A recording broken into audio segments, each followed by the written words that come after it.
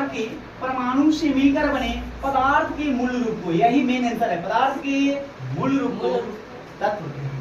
दोस्तों आगे बढ़ते हैं। अगर मैं देखूं तो तत्वों को 3 वर्गों में बांटा भी गया है।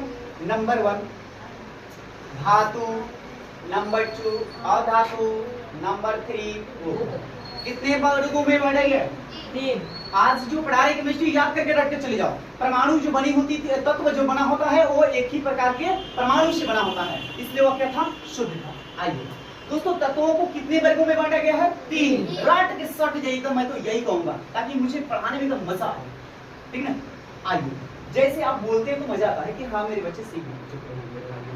चलिए, तो तत्वों को वर्गों में कितने वर्गों में बांटा गया? 3। एक होता है धातु, दूसरा होता है अधातु और तीसरा होता है उपधातु। और बहुत ही अच्छी बात है क्योंकि आप लोग हमारी क्लास के स्टूडेंट्स हैं, तो आप लोग तेज, बहुत सारे ऐसे बच्चे आते हैं जिनको कुछ आता ही नहीं, सब फन। तो केमिस्ट्री की शुरुआत आप लोग कुछ बोल रहे तो अच्छा लग रहा है। चलिए, कुल धातुओं की संख्या कितनी है? 91। लेकिन कभी कभी क्या होता है कि ऑप्शन में 91 रहता नहीं है, तो वहाँ 92 रहता है, तो फिर क्या करोगे?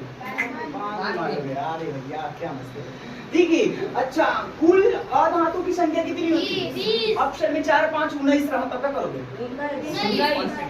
ठीक, लेकिन अधातुओं की संख्या क्या होगी? 7। दोस्तों मैं कहूँ कि धातु उप और अधातु उप धातु में सबसे कम जो है कौन सा चीज तत्व है?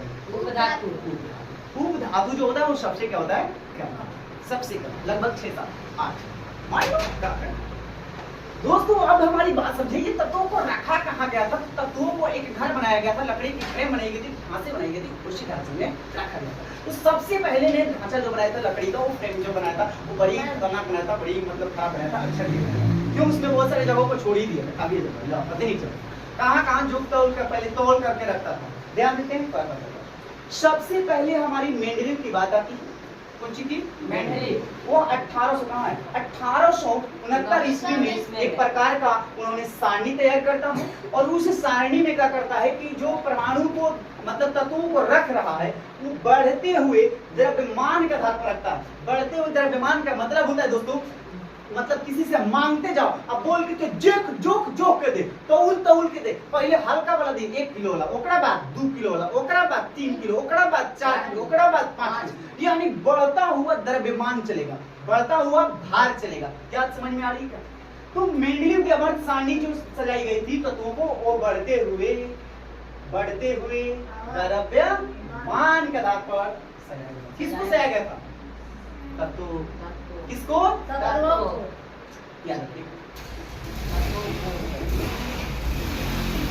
उसके बाद आता है, ये कुछ गलतियां हो जाती है, हम सारणी पढ़ाएंगे तो समझ में आएगा, ठीक है ना? कुछ गलतियां हो जाती है, कुछ जगह छोड़ देता है, हाइड्रोजन का कोई स्थान नहीं देता है, अक्रिय गैस को भी स्थान नहीं देता, कहीं कुछ लेंथेनाइट छूट जाता है, एक्टिनाइट छूट जाता है, फिर दिक्कत आती है। एस ब्लॉक का किसको बोलता है, पी ब्लॉक किसको बोलते हैं, डी ब्लॉक किसको बोलते हैं, एफ ब्लॉक किसको बोलते हैं, ये कुछ साबित नहीं कर पाता है, इसलिए यह अधूरा सारणी माना जाता है। किस सारणी को अधूरा सारणी माना जाता है? मेंडलीव के आवर्त सारणी को अधूरा सारणी माना जाता है। ये आपके एग्जाम में पूछे भी जाएंगे, या गया भी क्वेश्चन है। डियर स्टूडेंट्स, आगे मैं बात करूंगी क्वेश्चन और कि किस सारणी को पुराना सारणी के नाम से जाना जाता है। तो दोस्तों आंसर हो जाएगा मेंडलीव के आवर्त सारणी को पुराना सारणी के भी नाम से। ये ऋषि सर है, अपने से क्वेश्चन बहुत ज्यादा बनाते हैं और वो एग्जाम में देखने को ज्यादा मिल भी जाता है। ऑब्जेक्टिव की जमाना है, मारो जान करना। ध्यान देना, यहाँ जो मेंडलीव लिखा है ना वहाँ मेंडलीव होनी चाहिए, थोड़ा सुधार लीजिएगा आप लोग, ठीक है? यहाँ क्या होना चाहिए? मेंडलीव, ठीक है? मेंडलीव। दोस्तों आगे बढ़े, मेंडलीव की आवर्त सारणी को अगर देखिएगा तो 7 गो आवर्त होता है। आवर्त का मतलब होता है क्षैतिज कतार। क्या होता है? क्षैतिज कतार। क्या होता है? क्षैतिज कतार। बेंच देखो, बेंच जैसे लाइन में लगा रहता है, ऐसे से, हाँ है ना? 20-22 गोदाम लग गए ऐसे। तो वो जो प्रत्येक ब्रेंच हुआ ना वही 36 कतार होता है, आवर्त होता है। अब बहुत सारे ब्रेंच जब लंबा लग जाएगा तो 20-22 को लंबे लागल है, उसको क्या कहेंगे? वर्ग। उदग्र स्तंभ कहेंगे। अगर ना तो समझ में आए तो खंभा कहेंगे। क्या कहेंगे? खंभा। आइए चलते हैं। अरे भैया हो, ऐसे एक अक्ष आप लोग घिसते हैं, देखिए ग्राफ घिसते हैं, ये सबको आवर्त कहा जाता है। क्या कहा जाता है? 3 गो, 4 गो, 5 गो, 6 गो, 7 गो। तो ये 7 गो आवर्त थे। कितने आवर्त थे? 7 गो। और क्या दोस्तों? 9 या 8 मैंने लिखा है, ध्यान दीजिएगा, लेकिन आप लोग 8 मारिएगा, मैं बताऊंगा। 8 गो दोस्तों वर्ग था, 3 4 5 6 7 8, और लास्ट वाले एक और वर्ग था, उसमें अक्रिय गैस रखा था। क्या रखा गया? अक्रिय गैस। लेकिन जब बनाया गया था ना, बनाया गया था तो उस समय नहीं रखा था मेंडली वाला, तो दूसरा कोई आया ना तो बोला कि भैया वो है जो अक्रिय गैसवा है, नोबेल जो गैसवा है, उसको कहाँ रखा जाए, है कि ना? तो उसको उसी में उसी समय उसी आवर्त सारणी में इनको रखने का प्रयत्न रखा गया। इसलिए टोटल लेकर के कई हो गया 9। अब कहिए गैस को लेकर के कई 9। ऑप्शन में अगर 8 नहीं दिखाई दे तो 9 भी चलिए, लेकिन ज्यादातर 8 में। अगला चलते, तो ये बड़ा दिक्कत थी, गलती हो चुकी थी, तो सही बनाने का तरीका में कौन आया? आधुनिक आवर्त सारणी अर्थात मोसले की आवर्त सारणी। बहुत समय लग गया, बहुत ज्यादा लग गया मेरे दोस्त, ये 1913 ईस्वी में जाकर के बनी। सोच लो, कोई भी चीजें जो बनती है बहुत लंबे समय लगती है, लॉन्ग समय लगता है। 1900 देखो 1869, 40 डालोगे तब ना 1900 का लगभग, या 30 डालो लगभग 70 तो आइए, 30 डालो, 30 डालोगे तो 19 हो 10 कब हो गए 40 वर्ष लगभग, मान लो 40-42 वर्ष लग गया था। बाद में सारणी हमारा तैयार हुआ, तो फ्रंट में आपको देख रहा, तो वो जो तैयार किया तो किसने किया था? मोसले ने। मेरे मोसले चाचा का नाम लेते रखते हैं, क्योंकि चाचा पचा आज ही के भी लोग बोलेंगे जी, पहले करते जाता गुड़ पुराने दादा दादी, तो ये दादाजी हैं मेंडलीव दादा, नाम रहेगा यार मेंडलीव दादा। तो पुराना कौन हुए हैं? वही ना, तो मेंडलीव दादा का नाम सुने, अब मोसले चाचा, मोसले चाचा, मोसले चाचा, मुस्लिम चाचा ना, मोसले चाचा, ये नया तरीका से याद रखना। लेकिन दोस्तों क्या हुआ कि ये जो बने थे ना, ये मोस्टली 1913 ईस्वी में बनाई गई थी, और इसमें आवर्त की संख्या 7 ही रखा हुआ है। कितना रखा? लेकिन दोस्तों थोड़ा बड़ा बना दिया गया। क्या बना दिया गया? बड़ा। 19 गो वर्ग डाल दिया गया, 18 गो को 18 गो वर्ग डाला। कोई बुद्धि 9 दूनी 18 दुगना बना। कौन चाचा? मोसले। कौन चाचा? मोसले चाचा। बड़ा बना दिया। तो आप बताइए, दीर्घ मतलब होता है बड़ा, दीर्घ मतलब बड़ा। किस सारणी को दीर्घ सारणी के नाम से जाना जाता है? आधुनिक आवर्त सारणी। ये ऑब्जेक्टिव ऐसे क्वेश्चंस पूछे जाते हैं। किस सारणी को बड़ा रूप दिया गया है? आधुनिक आवर्त सारणी में आवर्तों की संख्या कितनी है? 7। अब वर्गों की संख्या कितनी है? 18। या उदक रसम की संख्या कितनी है? 18। क्षैतिज कतार की संख्या कितनी है? 7।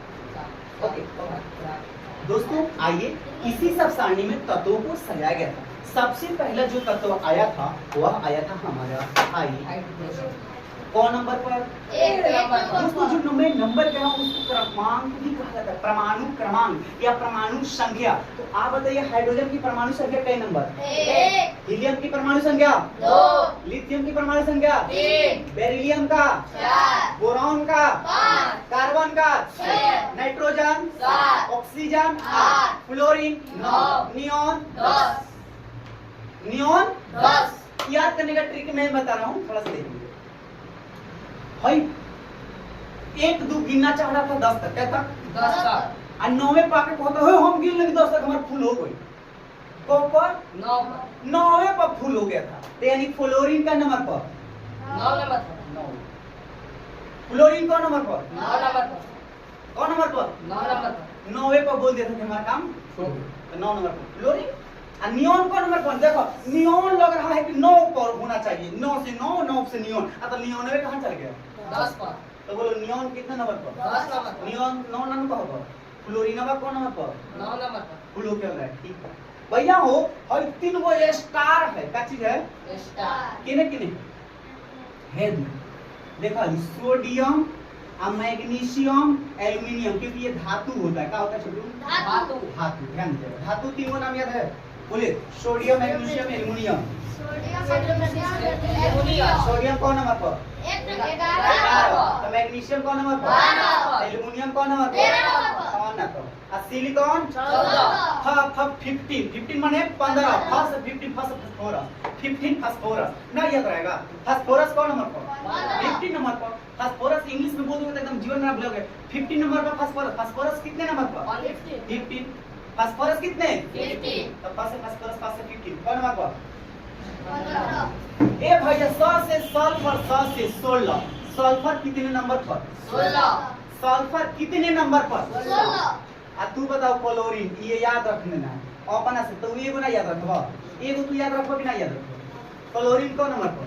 17 17 नंबर पर क्लोरीन। कौन नंबर पर? 17 आयो से आर्गन, अव से 18। आर्गन कौन नंबर पर? 18 नंबर पर 18। आ K4 पोटेशियम रख देलो। K4 काइट ना जीवन में ना। K4 एगो याद रखत बोला K4 पोटेशियम। पोटेशियम कौन नंबर पर? 19 पोटेशियम का संकेत क्या होगा? K4 पोटेशियम K से। कथी से? Yes. ये भैया Ca कैल्शियम। कैल्शियम कौन नंबर पर? 20 तो दोस्तों ये पहले से याद करवाए थे बच्चों को, बहुत सारे ट्रिक बताए थे, प्रत्येक तत्वों को बताया था, इसलिए मैं ज्यादा यूज नहीं किया क्योंकि टाइम खत्म हो चुका है ना, मैंने पहले ही याद करवाया। तो आज के लिए बाय बाय टाटा। आप सबको वीडियो बहुत अच्छी लगी होगी, अगर हेल्पफुल लगा होगा तो वीडियो को शेयर कर देना है और लाइक्स बटन को दबाना तो भूलना ही नहीं। आज के लिए बाय बाय।